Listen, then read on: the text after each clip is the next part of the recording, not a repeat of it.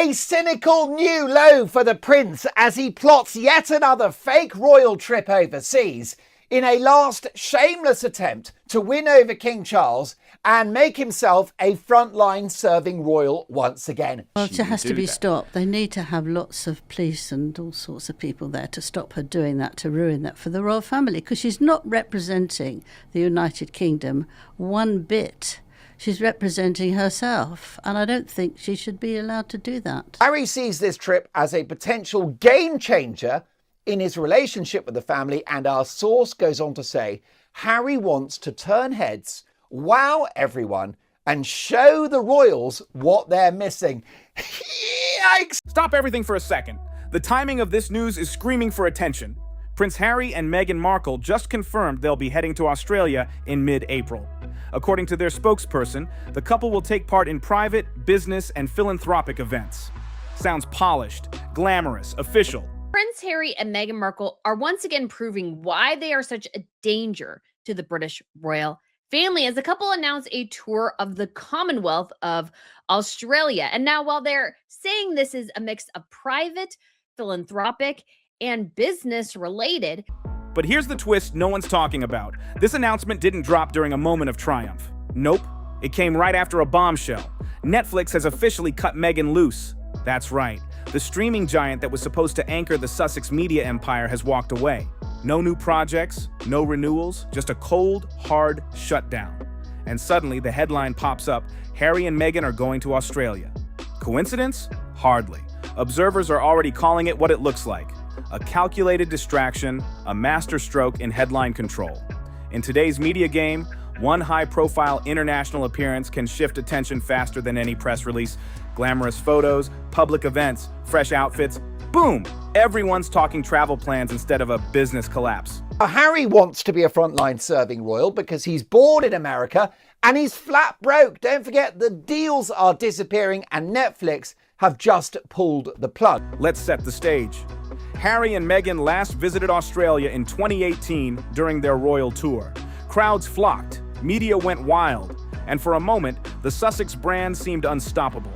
Fast forward 7 years and things are totally different. They're no longer working royals. Their media empire, built on streaming deals, lifestyle ventures, and appearances, was supposed to thrive with Netflix. But that foundation just crumbled. Reports confirm Netflix walked away. The multi-million-dollar deal meant to cement them as global content creators? Gone! Yet almost immediately, a new headline hits. Australia, Sydney, Melbourne. Glamour, buzz, instant distraction. She walked out of a market that had been done specially for her, that had taken days, if not weeks, to be ready. Yeah, and asked to be paid. And asked to be paid. But she didn't like that either. She felt uncomfortable. And she just hated it there, and she didn't want to go. Rather like she doesn't like the royal family. She hates it, but there's all sorts of rumours that she wants to go back. It's the same thing in Australia. She didn't like it. She hated it, but she wanted to, she wants to go. The question isn't just whether this is a regular visit anymore. The real question is why it's happening right after such a massive setback. Because when your biggest partnership collapses, one tactic works every time. Create headlines, flip the narrative, and make it look like everything's moving forward. This trip isn't just a visit. It's a carefully timed media play. The kind that shifts attention away from financial trouble and reminds the world of influence, status, and presence. Headlines are already rewriting the story, from a catastrophic deal collapse to a high-profile, glamorous comeback. So yes, they're going back to Australia. But don't get it twisted. The spotlight isn't only for the fans. It's designed to cover up a much bigger story behind the scenes. Netflix is out. The empire is wobbling.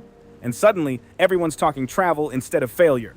If this Australia trip really goes down as announced, it won't just be a visit. It's going to be a full-blown spectacle. So the Sussexes have announced they're planning a major trip to Australia next month, April 2026. And the Mark Dolan show has been told by a very well-placed royal source that we trust implicitly that this trip is one that Harry hopes will put him and Meghan back on the royal map. According to early reports, Harry and Meghan are set to hit Sydney and Melbourne, two of Australia's biggest cities. Their spokesperson says the trip will be a mix of private, business, and philanthropic events. Official, polished, carefully worded. Sounds impressive, but there's a catch that has observers raising eyebrows. No real details have been shared. No confirmed events, no confirmed partners, no confirmed organizations. Just the vague promise that more details will be shared soon. And in the world of high-profile figures, that kind of announcement often screams one thing. The headline matters more than the plan. Because guess what? The headline already did its job. Red flag literally waving right in front of Charles's face. It's waving right in front of his face about Harry and Meghan. And he just seems unable to recognize how past actions, past dealings with Andrew have resulted in Harry and Meghan, and how that's just going to get worse. Within hours, media outlets worldwide were reporting that Harry and Meghan are back in Australia after more than 7 years. Photos from their 2018 tour resurfaced. Commentators started talking about their past popularity. Some even speculated about how fans might greet them this time. The story flipped instantly. Instead of focusing on Meghan's sudden Netflix fallout, the conversation became all about an international comeback tour. And don't think that shift is random. One report even hinted that Meghan could appear on an Australian podcast called Her Best Life, hosted by media personality Jackie O. Henderson. There are also whispers that Meghan might take part in a live event connected to the same brand. Yes, Harry and Meghan went to Nigeria back in 2024, but going to Australia, really making this seem like another attempt at a cosplay royal tour on such close, in a country so closely connected to the monarchy, should be very, very disturbing to those working in Buckingham Palace right now. Maybe a celebrity Q&A, or something designed to grab media and social buzz. None of it's confirmed yet. But that's the point. The rumors themselves do the heavy lifting. They spark anticipation, they stir curiosity, and above all, they create headlines. When cameras start flashing and photographers capture glamorous shots at Sydney Harbour or red carpet-style events in Melbourne, the story flips again. Suddenly, it's all about fashion, public appearances, and celebrity energy. Exactly the kind of attention that can shove messy business stories out of the spotlight. And right now, that spotlight was getting seriously uncomfortable. Now, our insider has said, and I quote, Harry believes that the optics of this Australia trip will be perfect. You heard me right. Harry believes the optics of this Australia trip will be perfect. Revisiting a country where the couple last visited as frontline members of the royal family in 2018. Our source goes on to say, Harry is hoping to tap into some of the magic of that last trip 7 years ago, where he believes that he and Meghan truly shone. He thinks that his father, the king, will be impressed with this Australian trip and will reach out. The collapse of the Netflix deal is raising big questions about whether the Sussex business model even has legs. That streaming partnership was supposed to be the rock-solid foundation of their post-royal careers. Instead, reports suggest it ended abruptly, leaving a huge hole in the empire they were trying to build. Which makes the timing of this Australia trip even juicier. Big international visits aren't just travel, they reset perception. They craft an image of influence, remind everyone of global status, and most importantly, they make it look like everything is moving forward just as planned. Everything they do, Angela, seems to be driven by a sense of revenge. And we've even Yes. seen that overnight with the news that it looks like their plan to go to Australia. But what we see is them acting their fantasies out. They're acting as if they are what they always intended to be. And the Queen told them no. And if Charles does not address this, again, we have seen with Andrew how this leads to absolute. If this really is a calculated media play, then the Australia headlines aren't just about sightseeing, they're about buying time. Time to reshape the story. Time to redirect the spotlight. Time to convince the world that the Netflix fallout isn't the start of a bigger crisis. Here's where it gets even messier. The Netflix deal was supposed to be the crown jewel of the Sussex media empire. A multi-million-dollar partnership packed with shows, documentaries, and content to cement Harry and Meghan as global media powerhouses. But insiders say it all collapsed, completely. Netflix didn't just step back, they shut down projects, walked away, and effectively kicked Meghan out. People will say wow, right? So he wants to turn heads and wow everyone. People will say wow when he goes to Australia. They'll say, wow, this couple are so embarrassing. Wow, this couple are deluded. Wow, this couple are living on another planet. Suddenly, everything the Sussex brand was built on starts wobbling. That perfect launchpad into streaming, gone. The momentum that made them feel unstoppable, crashed. Meanwhile, the public sees headlines about Australia, blissfully unaware of the chaos behind the scenes. Now the story becomes crystal clear. This Australia trip isn't just about public appearances, it's a cover-up, a carefully timed distraction to pull eyes away from a crumbling empire. Sydney, Melbourne, glamorous events, fresh photos, social media hype.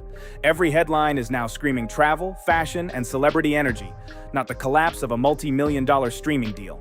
Some insiders say the couple's PR machine went into overdrive, scrambling to turn the story into a full-blown spectacle. Instead of confronting the fallout, the strategy became simple. Make the story so huge, so dazzling, that nobody remembers the collapse behind the scenes. And the media is helping, running glossy travel stories. Look at their outfits, their tours, their lifestyle coverage, while the real issue, the Netflix exit, quietly slips out of focus. Let's be real. In entertainment, headlines aren't just news. They're shields. They distract, redirect, and sometimes even rewrite reality. And right now, that distraction couldn't have landed at a better time. Because it wasn't just about losing a partner, it was about the brand's entire foundation. And Harry and Meghan, of course, always wanted to conflate that. Meghan, in particular, wanted to be paid to do a walkabout.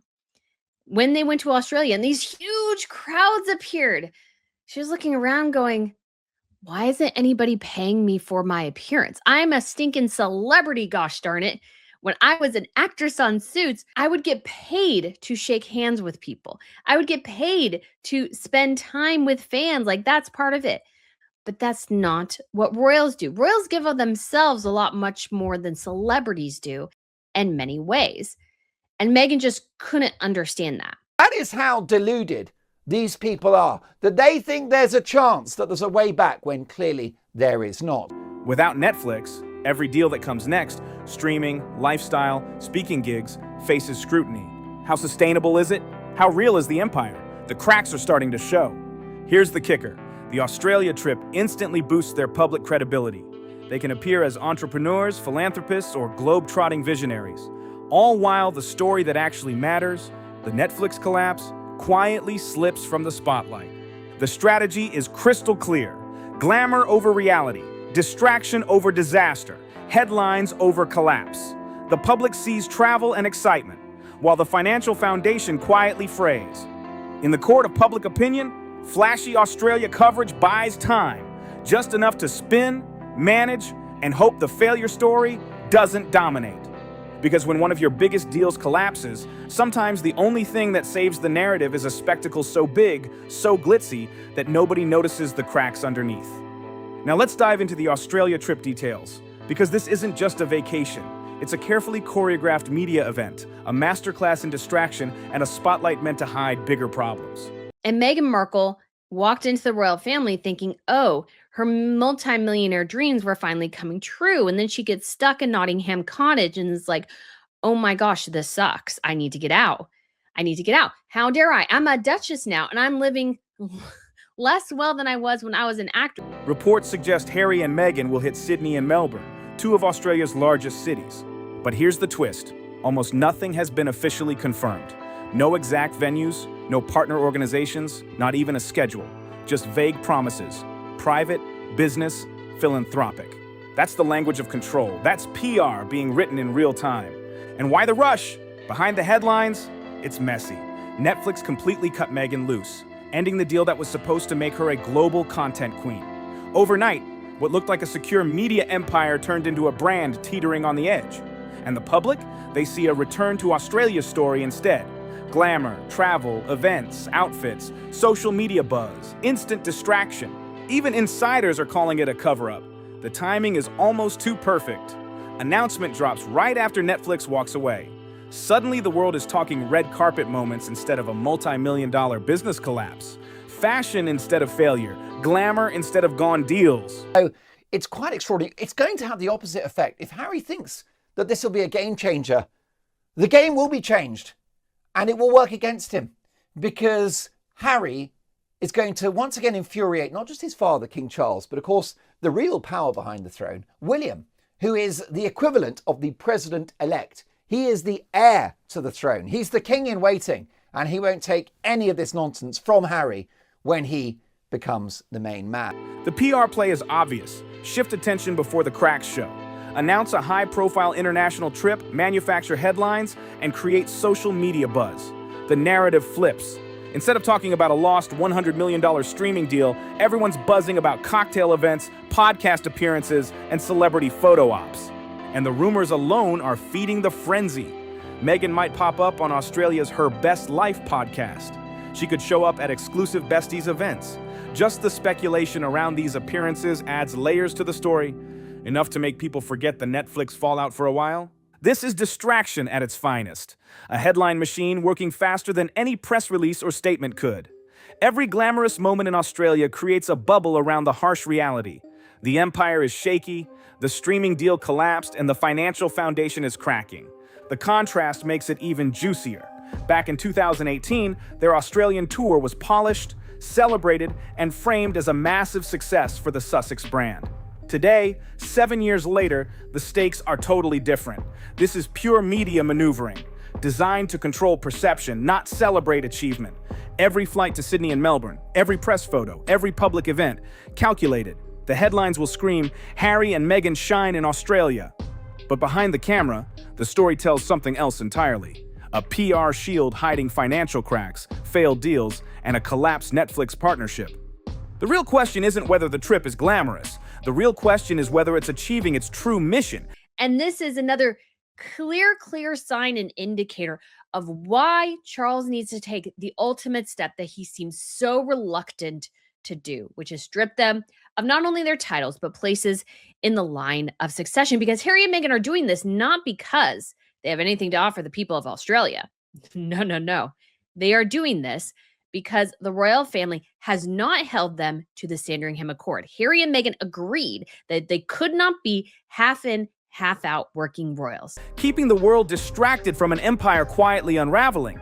Let's break down what's really crumbling behind the headlines. First, there's Netflix. The deal that was supposed to cement Harry and Meghan as global content creators? Dead. Reports confirm Meghan was kicked out, with Netflix walking away quietly, ending the multi-million-dollar partnership. No renewals, no new projects, just silence. The empire that should have carried them into the next decade is suddenly on unstable ground. That's exactly why this Australia trip matters. It's a perfectly timed distraction. But Netflix isn't the only headache. Their lifestyle brand, as ever, is reportedly sitting on millions of dollars of unsold inventory. Warehouses full of fruit spreads, candles, and other products that simply aren't moving. Headlines once bragged, "Meghan's jam sells out in hours." But the truth is messier. Most stock is gathering dust, perishable, and bleeding money. Then there's Archewell, the foundation meant to be a philanthropic beacon. Public records show donations have collapsed, administrative costs are sky high, and the charity has even been flagged delinquent by the state of California. A flashy name and good story aren't enough to cover the financial reality, and that reality is exactly what this Australia trip is trying to bury under headlines about travel, appearances, and social buzz. The timing is almost surgical. Netflix walks away, as ever struggles. Archewell is flagged, and just as the press starts sniffing around, boom, Harry and Meghan announce a high-profile Australia visit. Every story flips to fashion shots, red carpet moments, and celebrity glamour. Nobody talks failed deals. Nobody talks unpaid bills. Instead, the narrative becomes, look at their style, their itinerary, their global influence. So Harry wants to be right at the heart of the royal family again because he wants the fame, he wants the status, he wants the privilege, and he wants the money. Insiders say the couple's PR strategy is almost frantic, a full-on effort to overwrite failure with spectacle. But the cracks are showing. You can't hide a collapsing media empire forever. And every flashy headline from Sydney or Melbourne is just a temporary shield over a story that's quickly turning into one of financial instability and failed partnerships. That's the real story behind the photos and appearances. Australia isn't just a visit, it's a cover-up in motion. A distraction engineered to buy time while the world keeps watching, clicking, and sharing headlines about glamorous travel instead of collapsing deals.